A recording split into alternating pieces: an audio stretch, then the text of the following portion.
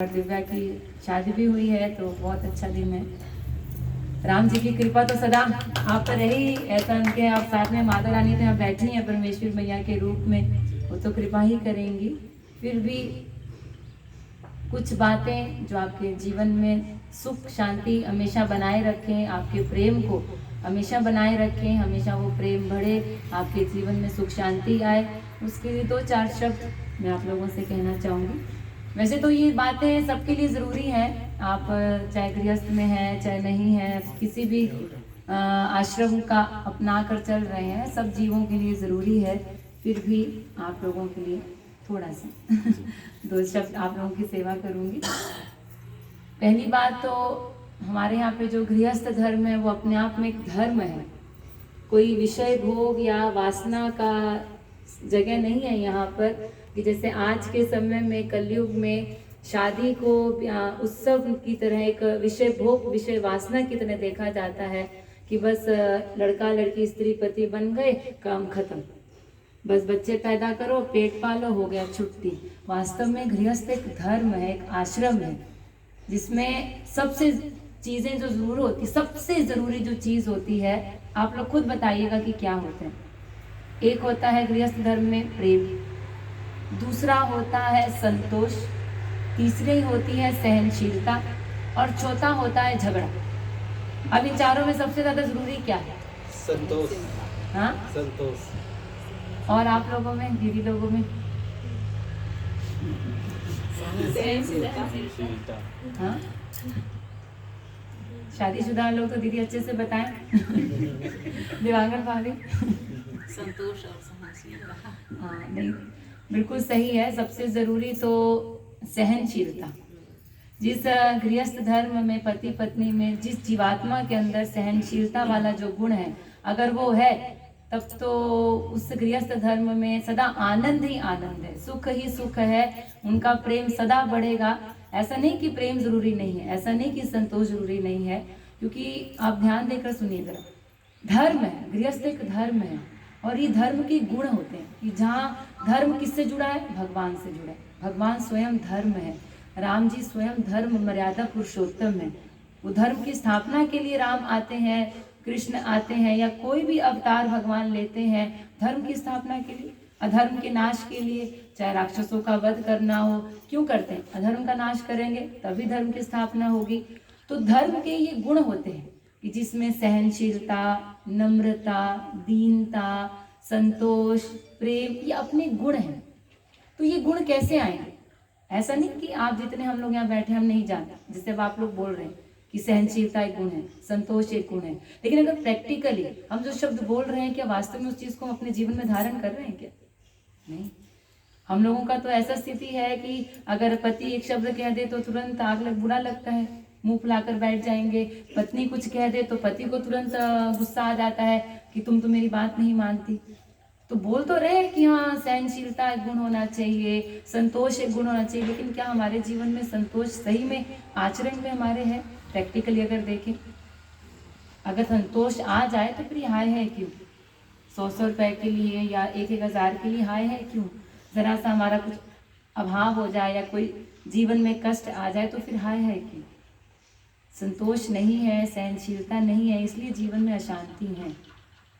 तो प्रेम तो पति पत्नी करते ही हैं, भक्त भगवान से करता है, पति पत्नी से, पत्नी पत्नी से, बाप बेटे से, बेटे बाप से, माँ बेटे से, सब करते हैं दूसरे से प्रेम। लेकिन फिर भी झगड़े क्यों होते हैं? ऐसा नहीं कि कोई अपने पति से प्रेम ना करे, ऐसा नहीं कि कोई पति पत्नी से प्रेम ना करे, प्रेम करते हैं, लेकिन फिर भी झगड़े कहाँ हैं? जहाँ सहनशीलता नहीं। क्यों? क्योंकि हमारी बुद्धि में ये धारणा बैठी है कि अगर हम सामने जवाब नहीं देंगे तो और सर चढ़ जाएंगे। हम लोग ऐसा सोचते हैं कि अगर सामने जवाब नहीं देंगे तो और सर चढ़ जाएंगे, जबकि ये गलत सिद्धांत है। शास्त्रों के अनुसार ऐसा होना चाहिए कि अगर एक कुछ बोल रहा है, आपको लगता है कि नहीं हमने गलती नहीं की, फिर भी सामने वाला बोल रहा है, तो उस समय शांत हो जाओ, शांत हो जाना चाहिए, जीव को मौन, ठीक है सुन लो क्या बोल रहा है। अभी जैसे मैं आपको एक उदाहरण से समझाती हूँ कि आप जानते होंगे कि हम सब के अंदर 3 गुणों का है, सात्विक, राजस, तामस, ये 3 गुण हम सबके अंदर रहते हैं ना। और इन्हीं 3 गुणों के कारण दिन भर हमारा मन परिवर्तनशील होता है। आप खुद अपना अनुभव करते होंगे कि एक ही दिन में हमारा मन कितना बदलता है। सुबह एकदम ऐसा मन होता है कि कभी तो ऐसा लगता है कि बस दिन भर भगवान का नाम जपते रहो, उन्हीं की याद आती है, भगवान भगवान याद आते हैं, उनकी कथा सुनो। और कभी ऐसा होता है कि भगवान को भूल करके केवल संसार संसार। और कभी ऐसा भी होता है कि इतना क्रोध से भर जाते हैं। एक ही दिन में भी होता है कि सुबह भगवान की इतनी याद आ रही है या दोपहर में आ रही है, तो दोपहर में फिर वही बाल बच्चे भगवान को भूल के फिर राजसी गुण आ गया। और फिर कोई बात नहीं माना बच्चों ने या पति ने या पत्नी ने, फिर झगड़े भी हो गए, तमोगुणी भी आ गए। तो एक ही दिन में हमारा मन कितना परिवर्तनशील होता है, एक ही दिन में। ये केवल उसका कारण क्या है? ये 3 गुण, सात्विक राजस ताम। और हर जीव के अंदर है, वो आपके अंदर है, आपकी पत्नी के अंदर है, आपके बच्चों के अंदर है, आपकी माँ के अंदर, आपके पिता के अंदर। जो जीव माया के अधीन है उन सब के अंदर ये 3 गुण सदा रहते हैं और हमेशा बदलते रहते हैं। इसीलिए संसार में बोलना, सहनशील होना, संतोष लाना, ये कैसे होगा? ये हम जब एक एक शब्द बुरा मान जाते हैं, हमारे जीवन में संतोष नहीं आता। क्यों? क्योंकि हम लोगों ने कभी समझा ही नहीं कि ये सब 3 गुण का खेल है। हर जगह वही है, 3 गुण। हम सब के अंदर ये 3 गुण रहते हैं और हमेशा बदलते रहते हैं। मान लो अगर कोई पति ने कुछ कहा या पत्नी ने कुछ कहा या बच्चों ने कुछ कहा, तो हमको बुरा क्यों लगता है? क्यों? क्योंकि हम अपने परिवार वालों से, संसार से सदा एक ही प्रकार की आशा करते हैं। बहुत ध्यान देकर सुनेगा, मैं ज़्यादा समय नहीं लूँगी, 10 मिनट की बात है। तो सहनशीलता, नम्रता, दीनता, अगर हमने कोई गलती नहीं की फिर भी सामने वाला कुछ बोल रहा है तो उस समय शांत हो जाना चाहिए। क्यों? क्योंकि 3 गुण के कारण। हमेशा ये बात समझे रहो कि अगर कोई गुस्सा कर रहा है, क्रोध कर रहा है, तो समझे रहो कि अभी कोई बात नहीं, तमोगुणी इसके ऊपर हावी हो रहा है, ये गुण हावी हो गया है, इसलिए ऐसा कर रहे हैं। धीरे धीरे जब वो गुण, हमेशा तो नहीं रहेगा तमोगुण, थोड़ी देर बाद वो शांत हो जाएंगे, फिर उसके बाद अपने मन की बात है। हम जो ये सोचते हैं कि अगर हम नहीं बोलेंगे सामने तो उल्टा सर चढ़ जाएंगे, गलत। अगर एक पार्टी कुछ बोलती है तो दूसरी पार्टी चुप रहे तो अपने आप जीवन शांति से चलता है। जैसे विनोद की बात है कि एक बार ऐसी पति पत्नी का आपस में बहुत झगड़ा है, तो पत्नी बड़ी परेशान, तो एक संत के पास गई कि भाई हमें कोई रास्ता बताइए कि हमारे झगड़े खत्म हो जाए। तो उन्होंने कहा ठीक है। तो उन्होंने अंदर गए और एक शीशी में दवाई ला के दी और कहा कि जब भी तुम्हारे को लगे कि तुम्हारे पति कुछ बोलने वाले हैं या कुछ बात आगे बढ़ने वाली है, झगड़ा होने वाला है, तुम इस दवाई को मुंह में रख लेना, पीना नहीं है, बस रख लेना। ठीक है, तो अब वैसे ही किया। अब घर आए, उसने अपना जैसे ही लगा कि पति बस झगड़ने वाले हैं तो तुरंत उस दवाई को अपने मुंह में रख लिया। निकलना भी नहीं है अंदर, बस मुंह में रखना है ऐसे भर के। अब वो पति जो प्रतिदिन 4 घंटे 3 घंटे लड़े, अब ये मुंह में दवाई भरे रहे। वो एक दिन 2 दिन लगातार 4-4 घंटे लड़े। अब प्रतिदिन वो ऐसे ही करे तो धीरे धीरे वो 4 घंटे से 3 घंटे, 3 घंटे से 2 घंटे, 2 घंटे से 1 घंटे, झगड़े बंद हो गए। अब दवाई भी खत्म। अब पत्नी तो बड़ी खुश की भाई गुरुजी की तो दवाई बड़ी काम कर गई। तो तुरंत दौड़ के गई और कहा कि अरे गुरुजी आपकी दवाई तो बड़ी काम कर गई है, लेकिन ख़त्म हो गई, जल्दी से दे, लड़ाइयाँ ख़त्म हो गई हमारे घर में। तो गुरुजी ने कहा कि बेटा ये दवाई नहीं है कुछ, ये तो पानी था, ज़्यादा काम तुम्हारी वाणी ने किया है कि जो तुम चुप रही हो। क्योंकि हम लोगों की आदत है कि बस सामने बोल दिया, उससे क्या होता है बढ़ते बढ़ते बढ़ते बढ़ते बात कहाँ तक पहुँच जाती। लेकिन अगर चुप हो जाए, आज 90% जो हमारे संसार में झगड़ों के कारण होते हैं ना, वो केवल वाणी के हैं, सहन करने की आदत नहीं है। जबकि गृहस्थ धर्म के ये गुण है कि आप सबसे ज़्यादा सुख शांति अगर आपके जीवन में, फिर सहनशील बने, कि जितना आप सहन करोगे, अगर लगता भी कि हमने गलती नहीं की है तो कोई बात नहीं, उस समय वातावरण परिस्थिति को देखते हुए शांत रहे। जब बाप पिताजी हो, चाहे माँ हो, चाहे पति हो, चाहे पत्नी हो, कोई रिश्ता हो, हर रिश्ते की एक बात है, उस समय शांत रहे। जब वो गुण तमोगुण का शांत होगा, फिर राजसी सात्विक गुण हावी होगा, अपने आप फिर आप जाकर के अपने मन की बात रखो कि नहीं भाई ये गलत है, ये सही है, तो वो समझेंगे। लेकिन क्योंकि जब क्रोध हावी होता है, फिर आप जितना भी समझाओगे उनका तो विवेक काम नहीं करेगा और झगड़े बढ़ते। इसलिए गृहस्थ धर्म में सबसे ज़्यादा सुख शांति का तो यही है कि जीवात्माओं को सहनशील बनना पड़ेगा। और ये तो नेचुरल चीज़ें हैं, क्योंकि जब साथ में रहेंगे तो गुणों का टकराव होगा। अच्छे मैं तो भगवान की सदा कृपा रहे कि आपका प्रेम सदा बड़ा रहे और ये गुण आपके जीवन में सदा सहनशीलता, दीनता, नम्रता, सबका सम्मान करने का भाव हमेशा राधा रानी आपके अंतःकरण में जागृत रखे। तो इसलिए सहनशीलता, बहुत सहनशील बनना पड़ता है, चाहे वो आप हो, चाहे दीदी लोग हों, चाहे भैया लोग हों, बहुत सहन करना पड़ता है। तभी देखो फिर जो रिश्तों की गाड़ी है, ऐसा नहीं कि केवल पत्नी करे, पति को भी, दोनों को एक समान, जैसे ट्रेन चलती है, गाड़ी चलती है, दोनों पहिए एक साथ चलते हैं तभी सही से लक्ष्य तक पहुंचते हैं। ऐसे ही सहनशीलता और संतोष। संतोष कैसे आता है जीवन में? असंतुष्टता हमारे जीवन में क्यों है? क्योंकि हम सदा अपने से आगे वालों को देखते हैं, कंपेयर करते हैं। अरे उसका पति तो ऐसा है, उसका पत्नी तो ऐसा करती है, तुम मेरे लिए कुछ नहीं कर पाती, उसका बच्चा तो बेटा तो ऐसा करता है और तुम मेरे बेटे को करके ऐसा नहीं करते।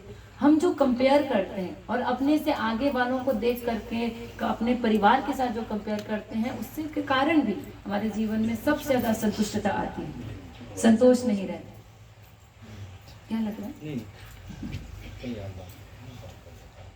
मच्छर मत आकर कर लो लगा दो। नहीं अभी ठीक है, कोई नहीं दिक्कत लगेगी।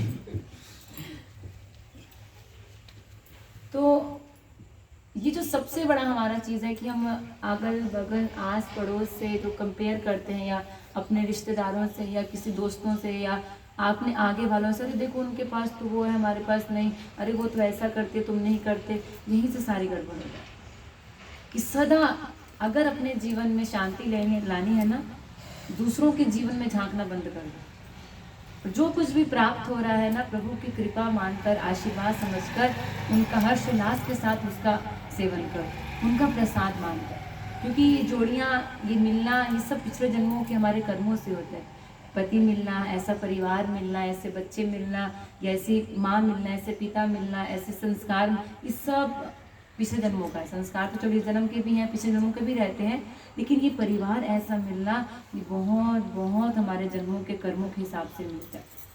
तो इसमें भगवान का कोई दोष नहीं कि भगवान ने ऐसा घर दिया या वैसा दिया, नहीं। ये तो आपकी तो बहुत सौभाग्य की बात है कि सत्संग तुरंत आप आए हैं, देखो कि ठाकुर जी भी आ गए और ऐसा घर मिला कि जहाँ सत्संग का माहौल है और सब भक्त हैं, बहुत बड़ी बात है। तो ये भी सब कृपा है ऐसा परिवार में आना कि जहाँ सत्संग का माहौल मिलता है, भजन कीर्तन का माहौल मिलता है। वरना तो आज के समय में किसी को फुर्सत ही नहीं, बस सब अपना संसार के विषयों में पड़े हैं, कौन भगवान, क्या कीर्तन, क्या भजन, क्या सत्संग, कुछ नहीं। तो इसलिए हमेशा अपने जीवन में शांति लाने के लिए अपने से नीचे वालों को देखो। अरे मेरे पास तो इतना कुछ है, उसको तो बेचारे ने, भगवान ने देखो सड़क पे सो रहे, कितने अच्छे हैं। हमारे को तो इतना बड़ा घर दे दिया, वो तो बेचारा एक कमरे में रह रहा है, कितने अच्छे।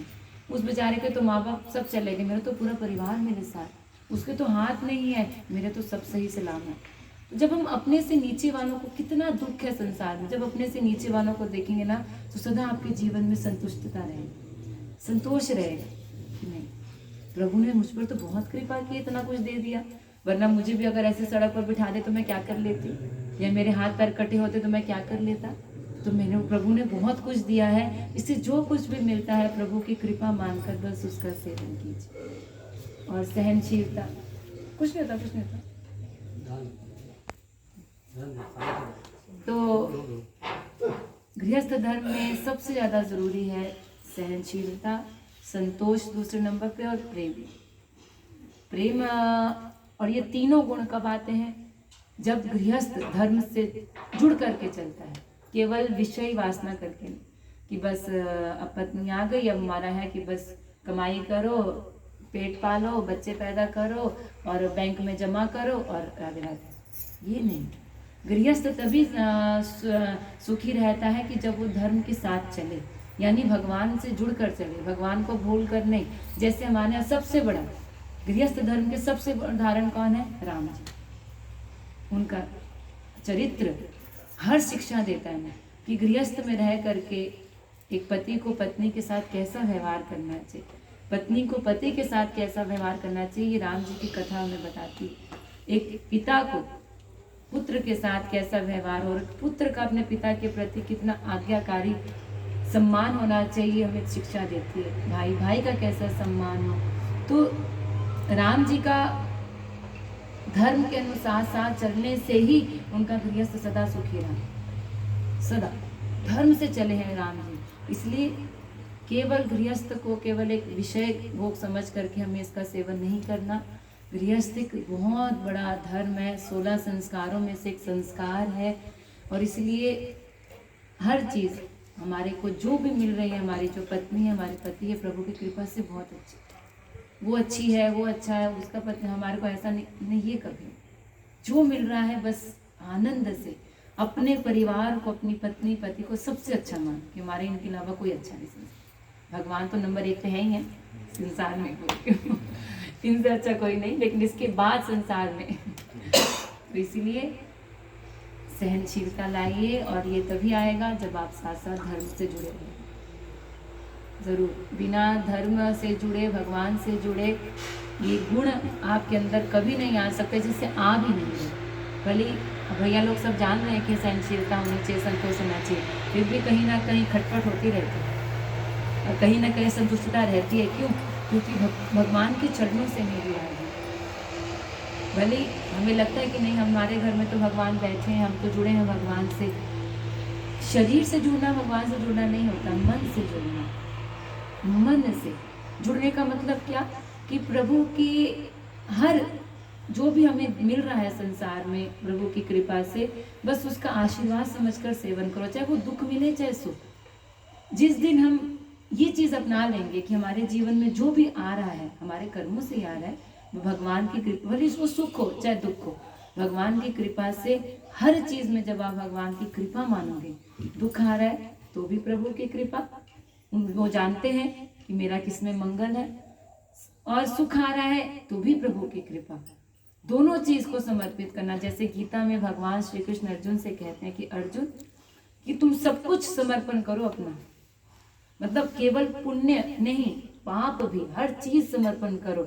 सब कुछ समर्पण करने का मतलब क्या कि ऐसा नहीं कि हमसे कुछ गलती हो गई तो अरे भगवान ने ऐसा करवा दिया, ये नहीं। अपने पुण्य भी भगवान के चरणों में समर्पित करो।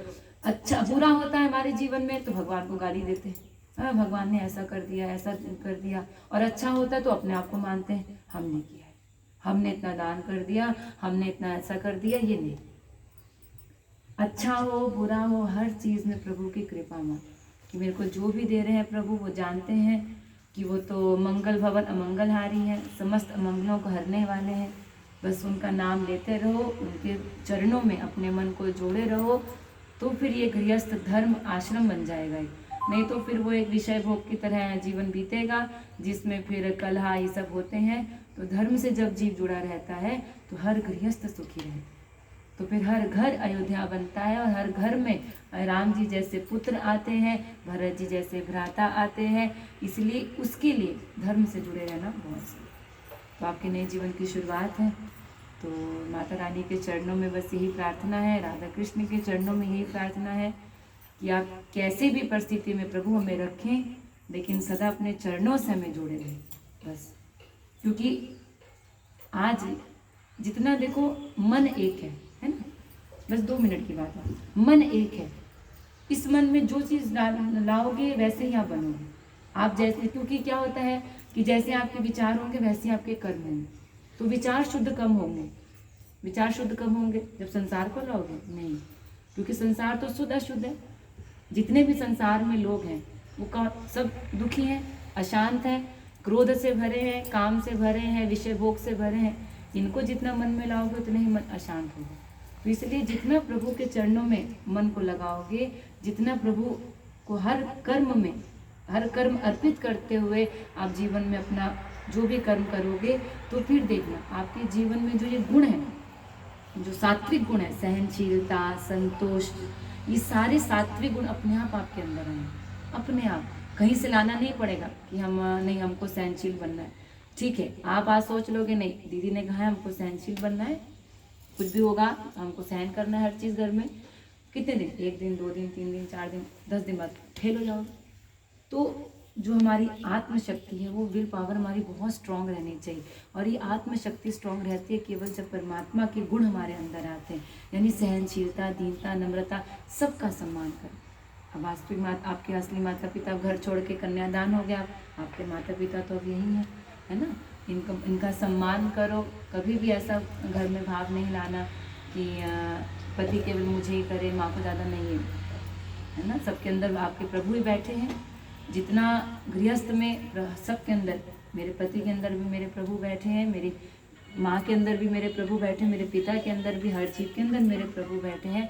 इस भाव से जब आप लोग सब कर्म करोगे गृहस्थ में, देखना वो गृहस्थ उदाहरण बन जाए संसार के लोगों के लिए। ऐसा प्रेम होना चाहिए, ऐसा गृहस्थ होना चाहिए। हर एक में प्रभुत्व देखो। खाना खिला रहे हो तो तभी तो कहते हैं ना कि नारी धर्म पति देव, पति परमेश्वर के समान है, तो इसके अंदर परमेश्वर बैठे। ये भाव से जब जीव करता है, हर गृहस्थ में रहने वाला भगवत भाव रख करके अपने परिवार की सेवा करता है, तो वो गृहस्थ कल्याण कर देता है। वरना अगर वो नहीं, ये चीज़ अपनाता नहीं, तो वही गृहस्थ आपको नरक भी ले जाता है, 84 लाख के बंधन भी दे देता है। इसलिए हर जगह भगवत भाव रख के सबके अंदर मेरे भगवान बैठे, मेरी माँ बैठी, दुर्गा मैया, जिसकी भी आप उपासना करते हैं, जिसका भी आप चिंतन करते हैं, वो बैठे। उन्हीं के अंदर बैठ के मैं खाना खिला रही हूँ तो उनके अंदर बैठे मेरे प्रभु ही खा रहे। ये साक्षात मेरे इनके अंदर बैठे भगवान ही खा रहे। उससे क्या होगा, अपने आप देखना, आपके एक आनंद, अलग ही आनंदमय जीवन चले। आशा करती हूँ आप समझें। और भक्ति ध्यान भगवान का 10 मिनट, केवल पैसा कमाना ही लक्ष्य नहीं रखना, संस्कार रहने, धर्म से जुड़े रहो। जब परिवार आगे बढ़ाओगे तो उस समय भी चिंतन सदा भगवान कर लेकर के धर्म से जुड़ते हुए अपने परिवार को आगे बढ़ाना। भले 10 रुपये कम कमाओ, लेकिन पत्नी को समय देना है, परिवार को समय देना है। ये नहीं कि अब जिम्मेदारी बढ़ गई तो सुबह से 9 बजे से गए तो रात में 10 बजे आ रहे हैं, 11 बजे आ रहे हैं, जैसे आज की दिनचर्या है बच्चों की, वैसे भले आप 10 रुपये कम करो, लेकिन 8 बजे तक जो भी आपका टाइम हो, जो भी आप काम करते हैं आप जाने, लेकिन समय अपने परिवार के लिए, पत्नी के लिए भी ज़रूर निकालें। उससे प्रेम संबंध और बड़ा रहता है। जहाँ समय नहीं मिलता वहीं पे झगड़े शुरू होते हैं कि आपके पास टाइम नहीं है, दिन भर दुकान पे बैठे रहते हो, छुट्टी नहीं, ऐसा नहीं। तो ये सब करिए, धर्म से जुड़े रहिए, तो अपने आप आपका गृहस्थ एकदम सुखदायी रहेगा। और ठाकुर जी राधा रानी के चरणों में प्रार्थना भी है कि आपका सदा आपके जीवन में मंगल ही मंगल हो, बस, है ना। और माता रानी तो बैठी है कृपा करने के लिए बस, है ना। तो इसी वाणी को विराम देती हूँ।